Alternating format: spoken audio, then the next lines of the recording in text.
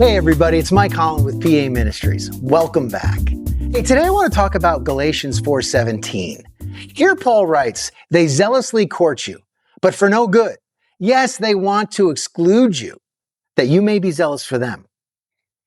Here Paul is writing to the churches in Galatia, and he's addressing the danger of false teachers who were trying to persuade Gentile believers to follow the law of Moses in addition to faith in Christ. The Galatians had begun well in faith, but these teachers were leading them back into bondage under legalism.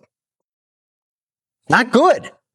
So let's break down this verse. All right, let's do that phrase by phrase. First phrase, they zealously court you. The Greek word translated zealously court means to show deep interest, admiration, or pursuit. Are you ready? Ready for this? And often with flattery or manipulation. Paul is describing how these false teachers were enthusiastically seeking the Galatians' attention and affection, pretending to care about them. Their zeal wasn't spiritual passion for God's truth. It was manipulative enthusiasm for their own gain. Next phrase, but for no good. Their motives were not pure. Paul contrasts their zeal and its evil intent. They wanted to control the Galatians, not bless them. Their teachings led away from freedom in Christ towards bondage under the law. Next phrase. Yes, they want to exclude you. Exclude means to shut out or isolate. These teachers were trying to cut off the Galatians from Paul and from the true gospel. By isolating them, the false teachers could gain exclusive influence over the believers, creating a kind of spiritual dependency. Next phrase, that you may be zealous for them. The ultimate goal of the manipulators was not to glorify Christ, but to win followers for themselves. They wanted the Galatians to admire them, not the Lord.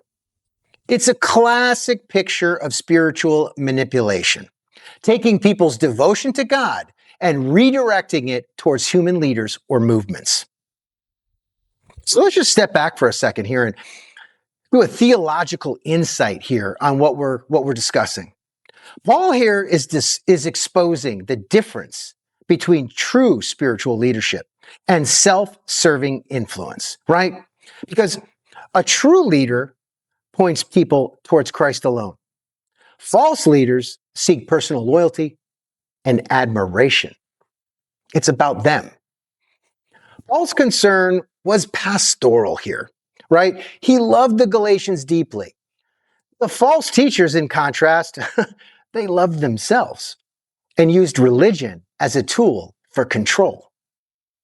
So where do we see that here? Do we see a modern application of that? This verse is a warning against flattery or manipulation in spiritual leadership. Teachers who seek followers, fame, or control instead of Christ's glory. Letting zeal be misdirected by emotion or charisma rather than truth. True zeal should always be for Jesus, not for personalities or organizations. So let's just wrap this up in a bow here. Galatians 4:17 exposes the tactics of false teachers